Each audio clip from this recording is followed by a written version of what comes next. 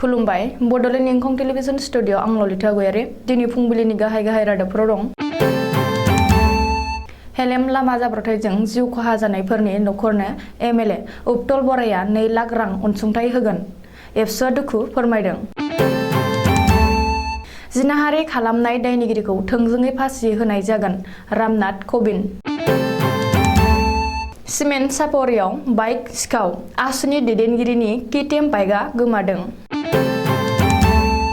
गणेशगुरि फ्लाइअभाराव गोख्रों लामा जाब्रबथाय सासेनि जिउ खहा, सासेआ गोब्राब जखम। चिराङाव सासे बर' आइजोनि जिउ खहा। डिब्रुगड़ आरो तिनिसुकियाव सारअन्थाइ गावना सा 8 सुबुंनि जिउ खहा। हेलेमाव जिउ गोमानाय नखराव बिटिसिनि मावफुं सोद्रोमा निलुत सरगयारिया खौरां लाहैदों आरो नखरफ्रोमनोबो 50,000 रां अनसुंथाइ हैदों। दानिया फैदो आबुं रादाबाव।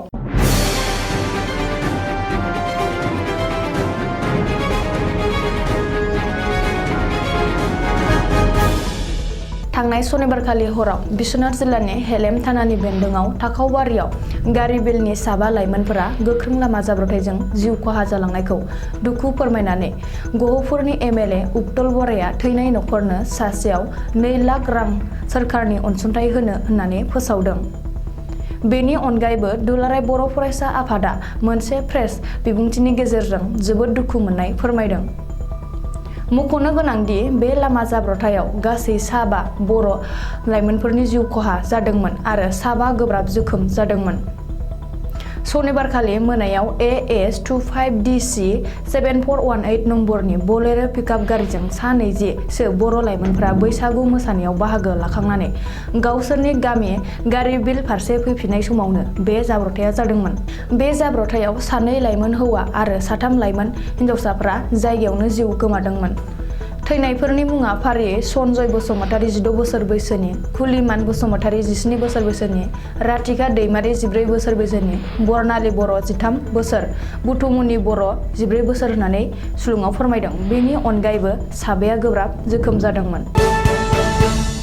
भारतनि हादरगिरि रामनाथ कविन्दआ सनिबारखालि लक सभानि सदनाव गोख्रों रावजों बुंथिदों आथिखालाव फैबाय थानाय समाव जायफोर दुथाङा सोरबा आइजोखौ जिनाहारि खालामगोन बिसोरनि सायाव थोंजोङै फासि जागोन। मानो होनोब्ला आथिखालाव भारतनि मोनफ्रोमबो रायजोआवनो आइजोनि सायाव इनाय अनागार हाबा मावनाय एबा जिनाहारि खालामनाय हाबाफ्रा बांनायनिफ्राय बांलांगासिनो दं। बेनि बिदिन्थिया सिगाङावनो गोबां जालांखांबाय। नाथाय आयेननि खामानियाव माब्लाबा गब्लं थालांनायाव गुबै दायनिगिरिखौ थोजासे साजा होनाय जाया।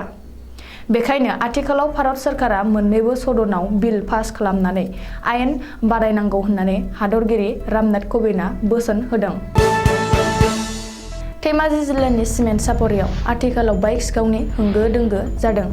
सुलुङाव फोरमायनाय बादिब्ला थेराफाम आन्चलिक आसाम छात्र सन्थाननि दैदेनगिरि राजीव हाजरिकानि AS23I4594 नम्बरनि केटिएम 250 मडेल बाइकखौ सिमेन्ट सापरि रेल स्टेशननि साहा गला खाथियाव दसेल' दोनथ'नायावनो सोरबा सिनाय मोनै सिखावआ खावनानै लांदों। आथिखालाव पुलिसआ सिखावखौ थाबैनो हमनांगौ होननानै आसुआ दाबि खालामदों आरो बाइक गोमानायनि थाखाय राजीव हाजरिकाया सिमेन्ट सापरि थानायाव एजाहार होबाय होननानै खौरांगिरिनि सिगाङाव फोरमायदों। बैसागुनि समाव गुवाहाटी नोगोरमानि गणेशगुरि फ्लाइअभाराव रबिबारनि हराव गोख्रों लामा जाब्रबथाय जादों। बे जाब्रबथाय जानायाव सासे बाइक सालायग्राया जायगायावनो जिउ गोमादों आरो गुबुन सासेया गोब्राब जोखोम जादों। सुलुङाव फोरमायनाय बादिब्ला हरनि समाव जाब्रबथाय जानायलाय रावबो बिसोरखौ जोथोन लानो हायाखै। बेखायनो सासेनि जिउआ गोमानांदों आरो गुबुन सासेयाबो गोब्राब जोखोम जानानै जायगायावनो थाबाय थादों। उनाव फुंनि समावसो लामानि हान्थियारिफ्रा नुसननानै हाखु दाखु एम्बुलेन्स लिंहरदों आरो गुवाहाटीनि मेडिकेल कलेज आरो हस्पिटालाव सानैखौबो दैथायहरनाय जादों होनना सुलुङाव फोरमायदों। रंजालि बैसागु बोथोरनि समावनो दाब दाब जायगायाव गोबां बर' सुबुंफोरनि जिउ खहा।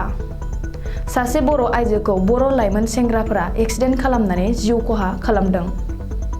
चिरांनि सान्थिपुराव रबिबारखालि बेलासिनि 3 रिंगासो समाव माखासे लाइमोन सेंग्राफ्रा गोबां निसा लाना लामाजों गोबां स्पिड बाइक सालायबोनानै लामाजों थाबायलांबाय थानाय सासे बर' आइजोखौ एक्सिडेन्ट खालामो। जाथायनि उनाव देहा फाहामथायनि थाखाय बङाइगावनि लवार आसाम हस्पिटालाव थिसनथाय होदोंमोनब्लाबो बेवहायनो थैबाय होननानै मिथिनाय जादों। थैनाय बर' आइजोखौ सेनि दैमारि होनना सिनायथिनाय जादों। दासान्दि आसामनि दाब दाब जायगाफ्राव आबहावाया एबा बोथोरा गाहाम नङैनि थाखाय गोबां सुबुंफोरनि जिउ खहा जादों। थाद'नाय गैयै जुब जुब अखाया आसामनि दाब दाब जायगाफोराव गोबां बिबांनि खहा खालामलांदों। मख'जाथावदि डिब्रुगड़ जिल्लानि टिखौ आरो तिनिसुकिया जिल्लायाव रबिबारखालि बेलासिनि 3 रिंगासो समाव हरखाबै गोबां जुब जुब अखा हानायजों लोगोसे फैफानाय सार अन्थाइजों गासै सा 8 सुबुंफोरनि जिउ खहा जादों। डिब्रुगड़नि टिखौ ओनसोलाव गासै 7 सुबुंफ्रा जिउ गोमानांदों। जिउ गोमानाय सुबुंफोरनि मुंफोरा फारियै आनि कुजुर, कुमारी बेंग्रा, लबिन हरा, मनिका टन आरो रबिन सरकस होनना सिनायथिनाय जादों। बेनि अनगायैबो तिनिसुकियाव जिउ गोमानाय सुबुंफोरनि मुंफोरा फारियै रिना थापा, राहुल हाजं आरो थगेश्वर सनवाल होनना सिनायथिनाय जादों। हरखाबै बलेर' पिकआप गारिजों जाब्रबथाय जाना जिउ गोमानाय सुबुंफोरनियाव बिटिआरनि मावफुं सोद्रोमाफ्रा दावबायहैदों। बिश्वनाथ जिल्लानि गहपुराव माखासे लाइमोन सेंग्रा सिख्ला हानजाफ्रा बैसागु मागिनो थांनानै हरनि 12 रिंगासो समाव न' फारसे फैफिनबाय थानाय समावनो हरखाबै बलेर' पिकआपजों जाब्रबथाय जाना जायगायावनो 7 बर' लाइमोन सेंग्रा सिख्लाफ्रा जिउ गोमायो आरो 7 लाइमोन सेंग्रा सिख्लाफ्रा गोब्राब जोखोम जादोंमोन।